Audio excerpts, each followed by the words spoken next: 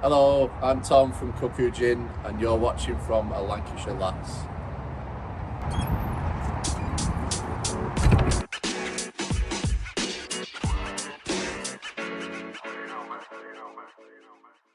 Hello and welcome back to From a Lancashire Lass with me, Lucy Baxter. Today I'm here at Brindle Distillery, the home of the award-winning Cuckoo Gin, and I'm going to be chatting to Tom Fitzpatrick here all about the different gins that have come out since we last spoke in 2021 and a few things that are coming up in the future.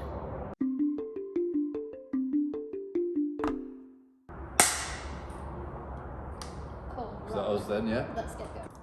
We've spoken before on the podcast about Cuckoo Gin and Brindle Distillery, but so much has happened since. So I thought I'd come and discuss what you've been doing and how the business has grown ever since then. It was the start of 2021 when we last chatted, and I do believe that was just when we were heading into another lockdown, the one of many. So why don't you talk to me a little bit about just an overview of the business for people who might not have heard of, if they've not heard of Cuckoo Gin and Brindle Distillery, and then we'll go into kind of what you've done since COVID. Yeah, so we started. Hello again, by the way. Nice to see you. So we started back in 2017. So we launched June 2017. Prior to this, the farm, it's been in the family for about 100 years. There's been loads of things in the past. It was a massive cattle farm, it was a pig farm. At one time it was used just for HGVs coming off the motorway and parking up. And then for the past sort of 30 years up until we had this idea in 2016, it wasn't doing a hell of a lot. So our owners, Jared and Kath, they inherited the farm off Jared's granddad, and Jared's father Peter before that. Peter's still here, he's up at the farmhouse at the top, so he's a permanent fixture. And Jared kind of ran his land work businesses out of the buildings as you come into the distillery for sort of over those 30 years. And then Mark got married to their daughter Liz, and then once that had happened, they had this idea 2016ish to do something with this old cow shed which we're in today, and diversify and do something to keep the farm in generations to come. So that's how the idea came about, really. Initially there was a number of ideas that Mark and Jared, Kath and the family wanted to do. I think beer was mentioned at one time. You'll know yourself how many breweries are It's popular. just in this postcode, really. So it's a huge business.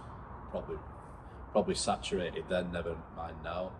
But around 2016ish, gin was having this huge boom and becoming ever more popular. So with that in mind, the family kind of put their heads together and said, we'll give it a go and see if we can do some gin.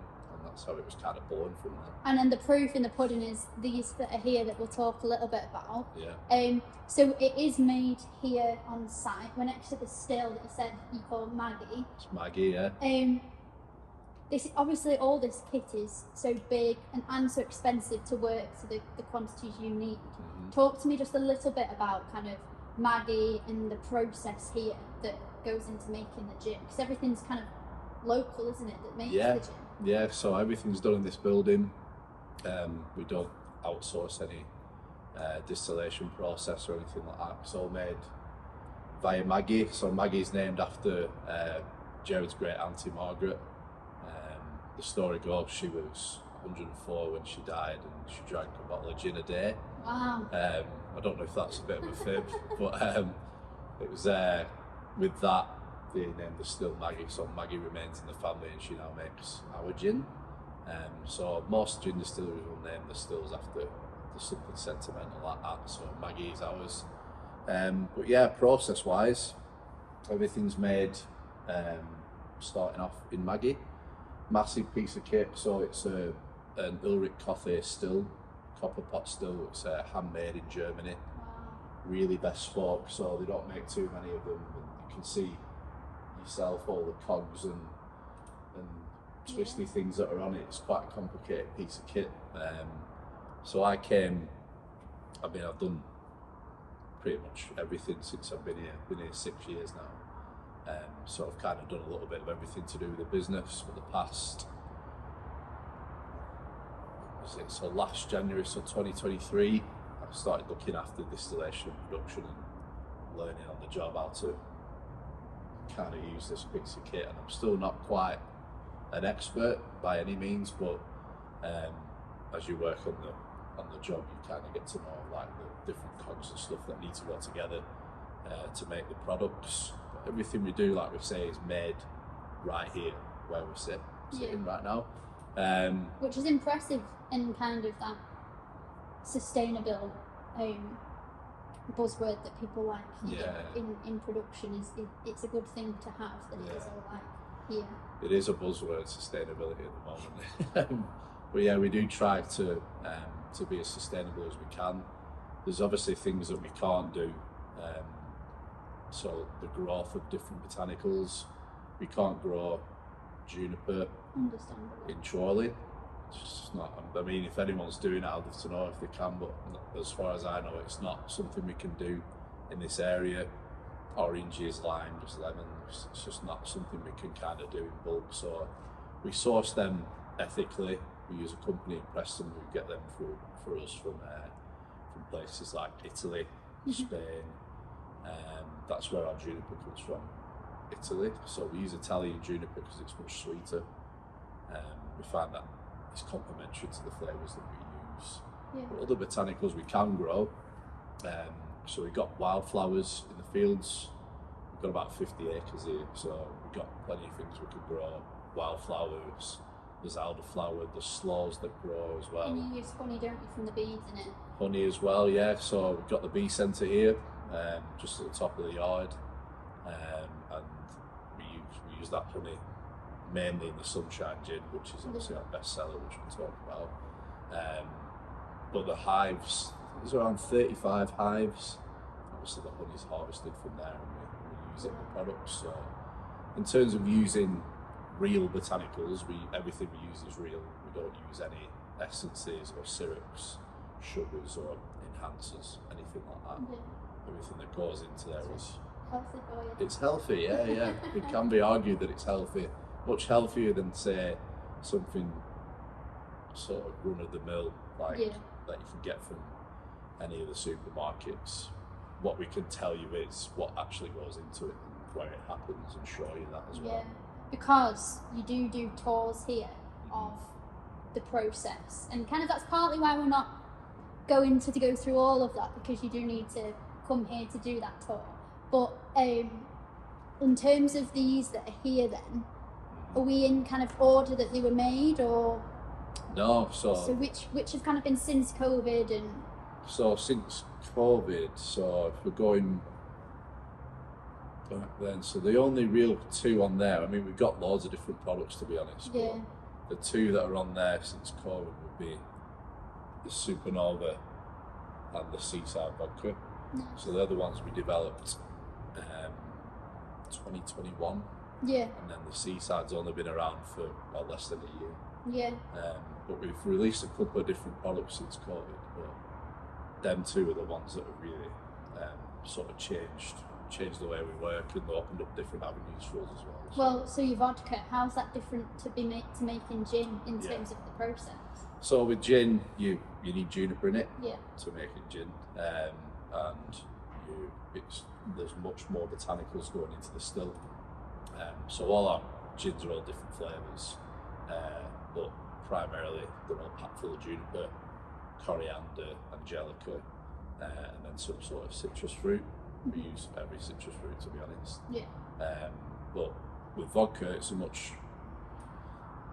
it is simpler to make, to be fair, because it's only really alcohol, water, and then whatever flavour you want to put into it. So with the Seaside, rather than distilling all the botanicals that you do with gin, you're just basically making the alcohol, making the vodka from the water and the alcohol.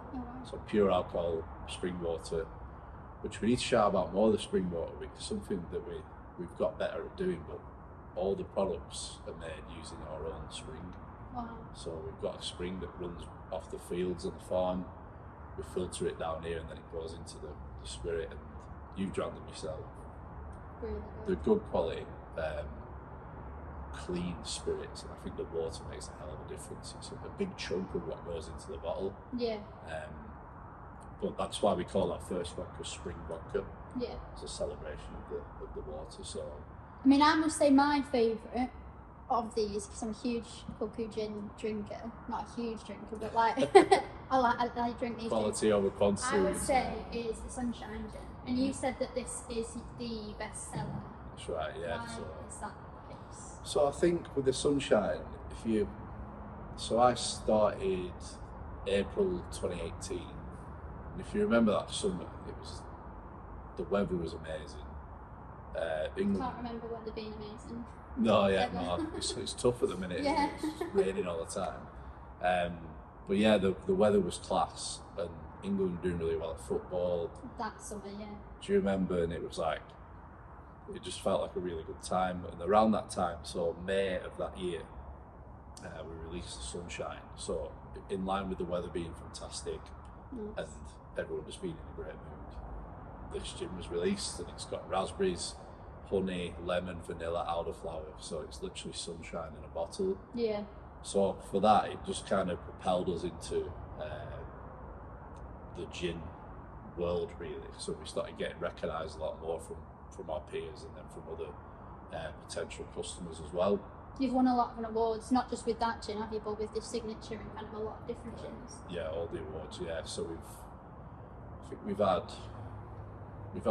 at least one gold medal for all the gins, and then we've had a couple of great taste awards for all the gins as well. But Sunshine got a really good award when we first released it. It got the best flavoured gin worldwide. Wow. The Gin Guide Awards, which we only released it for about a month, and that kind of, again, just once you get an award for it, it's not just us saying it's good. Yeah. It's an awarding body that are saying that it's good juice. So yeah, Sunshine since then, really, it's become like a hero product, and it's the one that most people, like you just said yourself, it's your favourite. Yeah.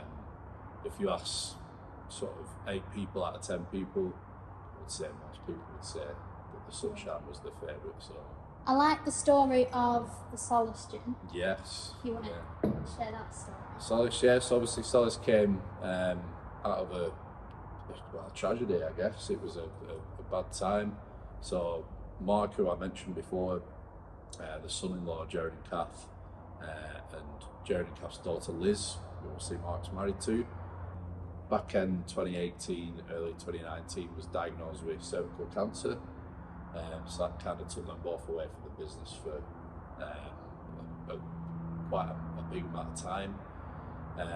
When, obviously I should say, we always try and start the story with saying Liz is absolutely fine now, and it's all good news. And you do a lot of fundraisers for cervical cancer. Yes, exactly. Yeah. A singer and things, but yeah. Yeah, so the Solace kind of came about that, and Mark coming back into the business, and we all sat down and thought, what can we do to kind of, one, raise awareness for cervical screenings, and then 2, raise some money for Joe's Trust, which is a cervical cancer charity. So we did a big charity night, September 2019. We raised £26,000 on that night. Since then, we've raised over 50,000 overall, and I think everyone will say after that night it was the worst hangover I've ever had in my life. Yeah. So it's kind of, that's where the name Solace came from as well. So comfort in a time of distress. Yeah. And that is now a lot of the team's favourite gin is the Solace. I think because of the story and the flavours in there, olives, rosemary, thyme, basil, Mediterranean flavours. Yeah. I would say it's definitely my favourite. You do these Cuckoo nest nights, don't you? So like this is the nest. Yeah. Tell me a little bit about what they are. I mean, I've been to a couple, they're really good fun. Talk to us a bit about those.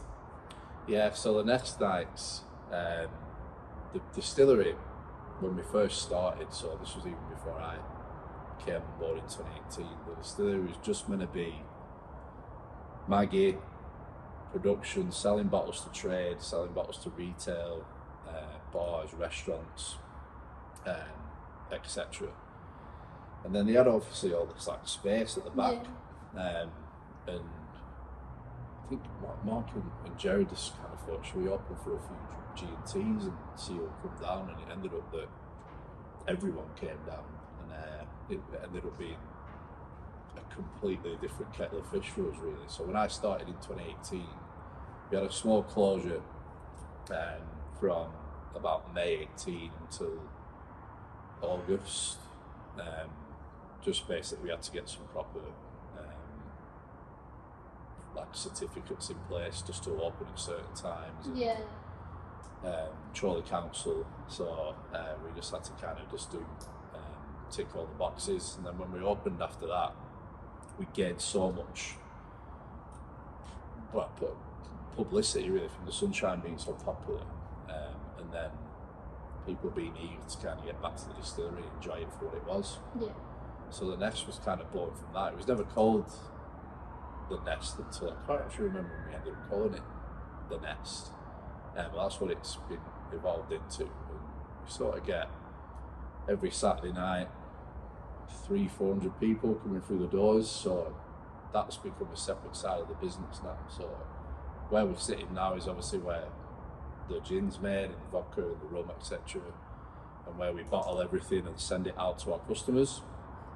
That side of the room is it's just become a hospitality space now, so it's kind of become its own business in its own right, and that's been, to be honest, an amazing thing for us, because it's allowed us to have two different revenue streams.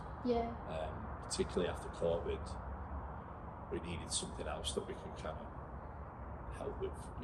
So, but yeah, like you said, the Nest nights are really good fun. With like the music, and then there's like food right outside. You mentioned retailers, you are in a lot of supermarkets.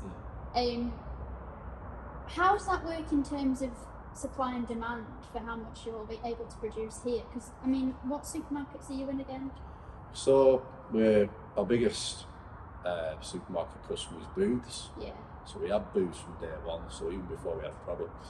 I have to shout Pete from Booths, he's always been a massive supporter of us. And without Booths, particularly during COVID, I don't think we'd be sat here talking about Cuckoo, because they're an amazing customer, really amazing to work with as well. So Booths are definitely our biggest customer overall. We are in a few local Morrison stores, so only 5 of them, so just round the PR postcode. We got 5 of them stores in 2020, so literally during COVID we got them. So that was really good. It's another revenue stream that was welcomed. We are in a couple of local Waitroses. We have a big presence in Spa, which has become a new thing this year as well. We've always had a few little spas that used to pop up in stock us, but we have a big presence there now. And we have recently got into Asda. So that's another local listing, but a bit bigger than your Waitrose and Morrison's listings. We've gone into 33 stores in the north. So, I mean, when we spoke back in 2021, it wouldn't even have been a thing. It would have been a pipe dream, really, to even think about going into Asda. So how many bottles are you having to make, say, in months to then distribute to supermarkets alone? Because that's like a lot of supermarkets. So Asda's quite new, so we've obviously, you get the initial stock order and then you stick that in, and then hopefully it sells, and then you get more orders. Booze has always kind of ticked away every month, so capability wise, the still's 500 litres, and from that we can get around about 3,000 bottles. Do you know what I mean? Once we mix everything together and blend it up. And how long would that take from that process to then this? When I'm doing it, just a day. For 3,000 bottles? Yeah, so if we have myself and say 2 other staff members, we can do like 3,000 bottles in a day. Wow. Yeah, so we're lucky to, I say we're lucky we invested in it, but we've got a 4-head bottler, so you can have 4 bottles being filled at a time, and they usually take between sort of 10 and 12 seconds to fill, so not very long. Yeah. And then we've got the labeler as well, so the labeler can take about, at a time, probably 20 bottles, and it takes probably about 30 seconds to label 20 bottles. So once that's up and running, it's the label machine, everyone will tell you in the team, because it's so intricate. Yeah. It takes ages to get right. Like you'll see see how that's smack in the middle. Yeah. But to get them all to do that, honestly, it keeps me awake at night. I bet. So it's quite a fiddly machine to get right.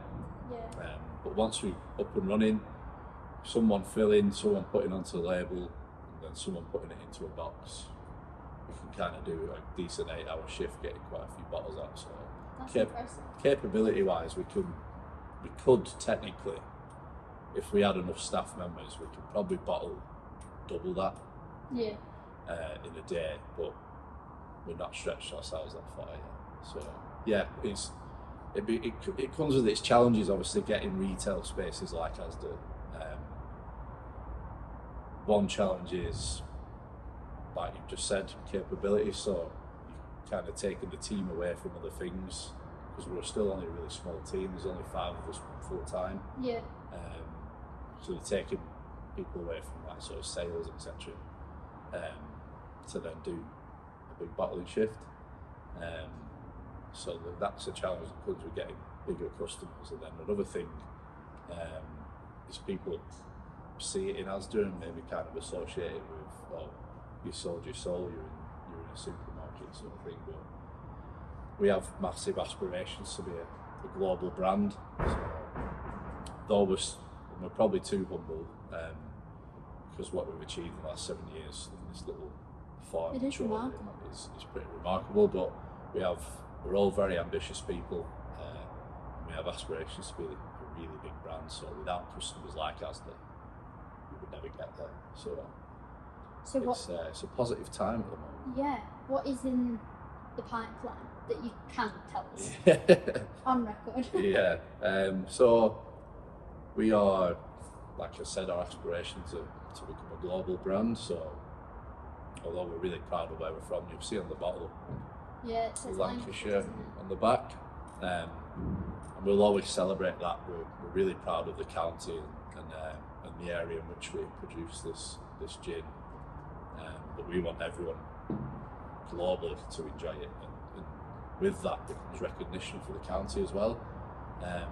Yeah, like what's Lancashire best known for? Exactly. Yeah. So that would be amazing one day if it could be us. We're big dreamers. We want people in America, Australia, Southeast Asia, everywhere, all over the world, to enjoy Cuckoo. So a big thing for us at the moment is exploring those markets, exploring how we can kind of trade with them, and what customers we could do well in those markets as well. So pipeline wise, we're certainly I don't want to say looking away from the UK, because obviously it's our bread and butter. So we're still, all of our trade is still in the UK, and we'll continue that way. But we want other arms of the business as well, and it's a massive world out there. Yeah. And gin is popular all over the world, so we think we can kind of make a dent in that. Yeah. I think we should go and try some now, actually. Yeah. So every year you also, is it every year you do Nestival? Yeah, so we've only done it once. We did it in August last year. The whole farm turns into a festival. Obviously, like we mentioned, the bar's called The Nest. Yeah. So we called it Nestival. Very clever name. Very clever name, yeah. Can't remember who came up with it, but I'm going to claim it just because no one else can say otherwise. But yeah, so we had this idea where we wanted to just make more use of the hospitality side of the business. We've got a fairly big space here, and we wanted to bring a festival to the area. So yeah, it was our first one last year, and it's probably the thing I'm most proud of what we've done. Yeah. Just to pull it off over those 3 days. So the week leading up to it, we were myself, Mark, Jack, Jared, Will, everyone sort of all hands on deck, and we were hammering things into the ground and putting different teepees up and different gazebos to kind of bring this festival to life. And we achieved it, and the whole weekend was just amazing. We had such a good time ourselves, but the feedback we've had since, really proud moment to pull that off. So we thought, let's just roll it out annually. So bigger and better this year. So obviously that means there's more tickets, so please get your tickets if you've not got them. So it's the first weekend in August when we're doing it again. Hopefully we get good weather. We were pretty lucky last year. We had a couple of rainy spots, but nothing, it wasn't too bad, to be fair. But bigger and better this year, more live music, more food, more alcohol stands. So yeah, we're really looking forward to that. Yeah. So what drink are you going to make here then? So I'm going to show you our Supernova gin. So when we last spoke, we didn't have this. We released this May or June 2021. And it came about, we used to do, during COVID, myself and Mark would kind of set a camera up like this, and we'd do virtual tours. Yeah, I remember. In the distillery. So we kind of do a Facebook Live every couple of weeks, and we'd send out packages in the post, so we'd deliver them. Yeah. And people sit at home and they'd try the gin with us, and we'd do a tour, but it was just looking at a mobile phone. It was quite strange, really. Yeah. But we had amazing feedback from that. And from that, we'd sent out a sample of the Supernova on one of the virtual tours. We got some really good feedback for it, so we wanted to develop it into a new product. I mean, it's very clear, isn't it? And that's obviously the bottle as well compared to the other bottles. Yeah. But it just looks fresh. And so the colour obviously comes from the pink grapefruit, and we use pomelo in there as well, so it's really citrusy and fresh. And I wanted to show you this one because I'm trying to manifest sunshine. Trying to manifest sunshine and good weather, and this one is perfect for a summer's day and a summer's evening as well. So I'd like to show you this one. Yeah, let's have a try. So I don't really do measures. We love that. Yeah, just kind of crack on. So I'll call it a hefty measure. So it's about a double shot. I'm just going to grab some ice. So we always say, get plenty of ice in there. And there's a bit of science behind it as well. So the more ice you've got in, so fill your ice to the top. The more ice you've got in there, it's not going to melt as easy. So I don't know if you've ever been out to a bar or whatever and they give you sort of 2 or 3 pieces of ice. By the time you sit down with it, you drink, it's already watered down and it's not cold anymore. It's not ice, is it? Plenty of ice, so it packs together, it doesn't melt, and your drink remains cold throughout the experience. So we always recommend that. Get a little piece of lime, so we dry our limes out. Very simple serve. And then it's up to you what kind of tonic you want to put in there, but with the Supernova, I would say just a proper Indian tonic. Obviously there are other brands available.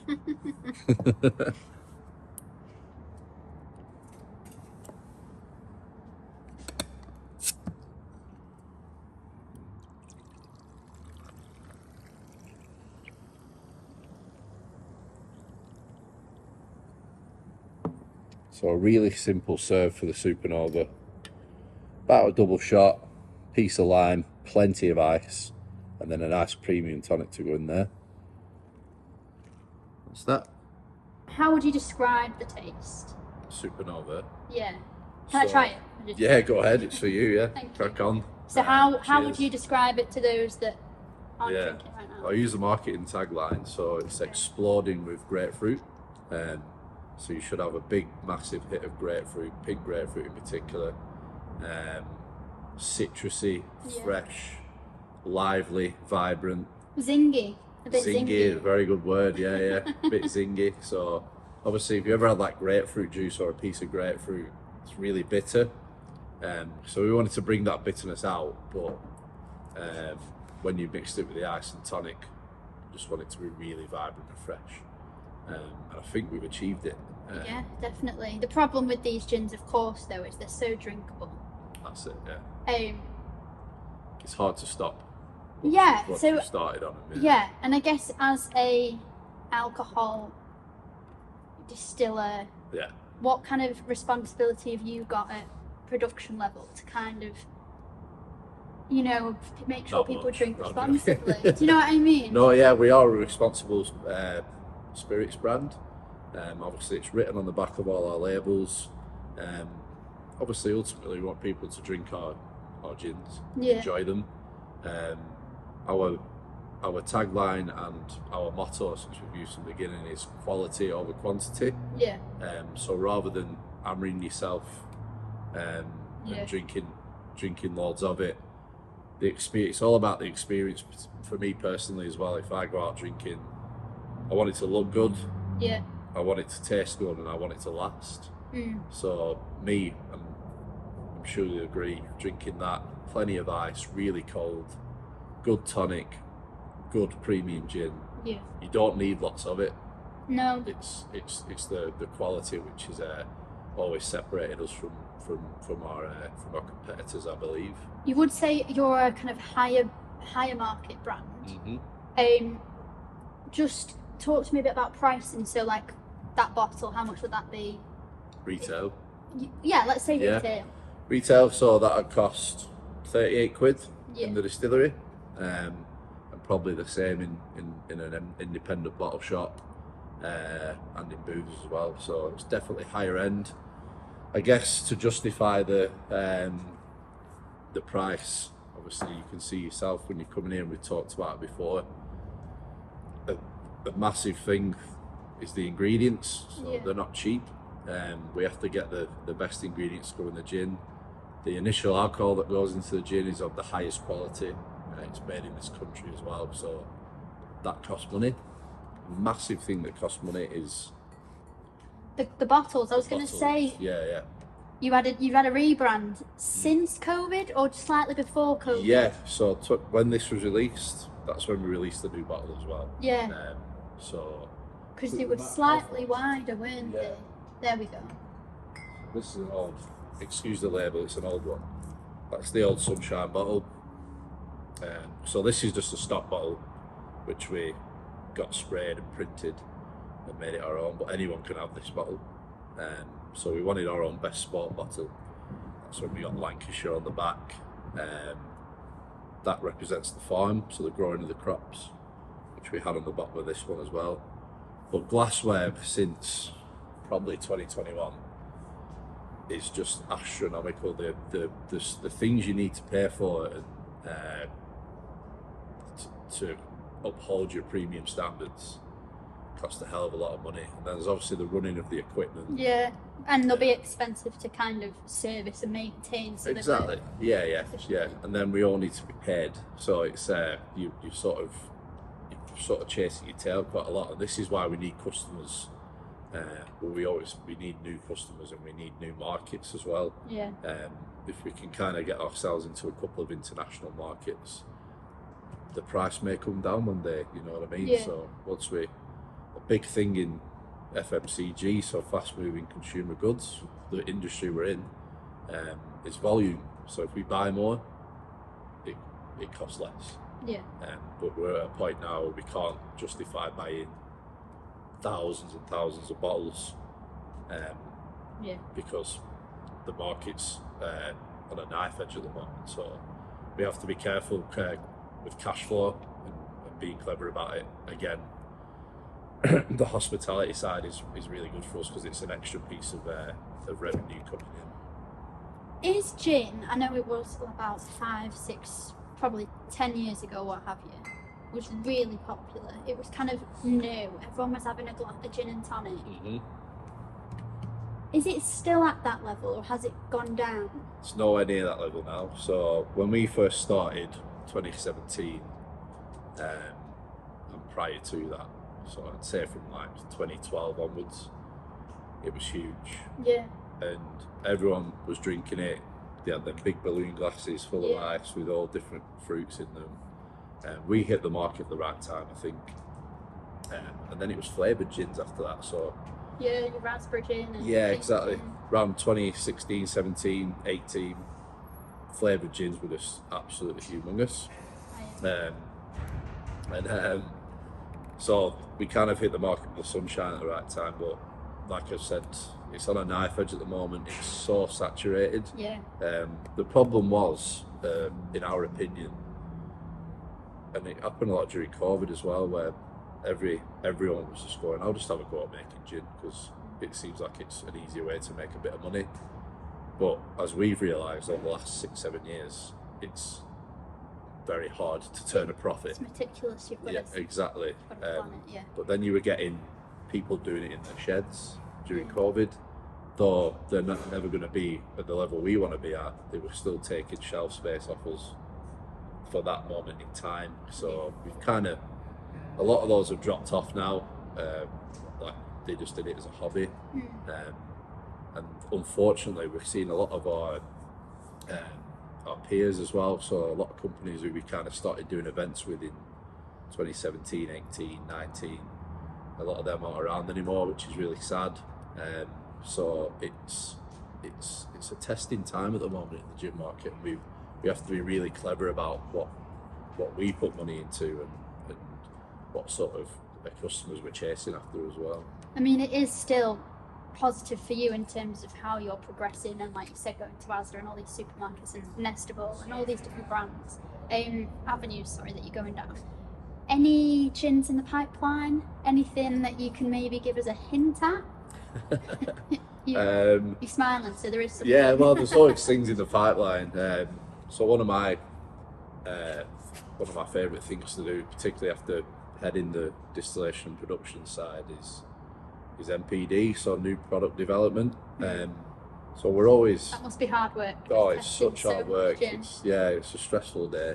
But we're kind of always innovating and trying to come up with something new or the next big thing. I think as gin makers or spirit makers, you're probably in it for the wrong reasons if you're not doing that. You should always try to be kind of looking for the next big thing. But I can't really give too much away, but there will be something coming around the autumn time. Watch this space then. Watch this space. It'll be something we've kind of touched on before, but we've changed up the recipe. We're hoping that it'll become a mainstay of the portfolio as well. And one of my dreams is to make a product that I've made just solely my recipe, and put that into the portfolio. So I'm always working on that. So we've answered that like a politician. So yeah, thank you for that. No worries. I want to thank you for letting us into the distillery today, having a look round, having a see what's going on, and kind of trying the gin and talking a little bit more about the future of stuff. So thanks. Yeah, no, thank you for having me. It's been wonderful. Cheers.